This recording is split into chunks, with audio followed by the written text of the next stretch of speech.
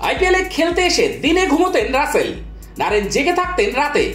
ভারতে খেললেও মনে মনে ওয়েস্ট ইন্ডিজে থাকতেন তারা। আইপিএলে খেলতে এসে সারাদিন ঘুমিয়ে থাকতেন আন্দ্রে রাসেল ও সুনীল নারিন। এমনটাই জানালেন কলকাতা নাইট রাইডার্সের প্রাক্তন বোলিং কোচ ওয়াসিম আকরাম।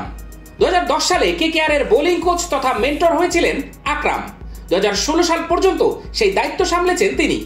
2012 এবং 14 সালে কেকেআর এর ট্রফি জেতার নৈপথ্যে বড় ভূমিকা ছিল তার। কেকেআর কে কোচিং করানোর সময় নিয়ে একটি সাক্ষাৎকারে মুখ খুলেছেন ওয়াসিম আকরাম। তিনি বলেছেন, কেকেআর এ থাকাকালীন আমি খুব সকালে ঘুম থেকে উঠতাম। একদিন আমি নারিনকে দেখলাম, ওর চোখ ফুলে ছিল। জিজ্ঞাসা করলাম কি হয়েছে, নারিন জবাবে যা বলল তাতে আমি অবাক। ঠিক কি বলেছিল নারিন? আকরাম বলেন, ও বলল সারা রাত জেগেছিল। আমি জিজ্ঞাসা করলাম কেন? তাতে বলল ও এখানে এসেও ওয়েস্ট ইন্ডিজের সময় ধরে চলে, তাই সারা রাত জেগে থাকে, সারাদিন ঘুমোয়। রাসেলও সেটাই করে, তবে ম্যাচের দিন বিষয়টা আলাদা। অনুশীলনের পর হোটেলে ফিরেই ওরা ঘুমিয়ে পড়তো। চলতি মৌসুমে বলের পাশাপাশি ব্যাট হাতেও ফর্মে রয়েছে নারিন। 7টি ম্যাচে 286 রান করেছেন তিনি, যা কেকেআর এর ব্যাটারদের মধ্যে সর্বাধিক। নারিনের ব্যাটিং এর কথা উঠে এসেছে আকরামের কথাতেও। তিনি বলেন, সবাই ভাবে নারিন খুব ভালো বোলার, পাশাপাশি ও খুব ভালো ব্যাটারও।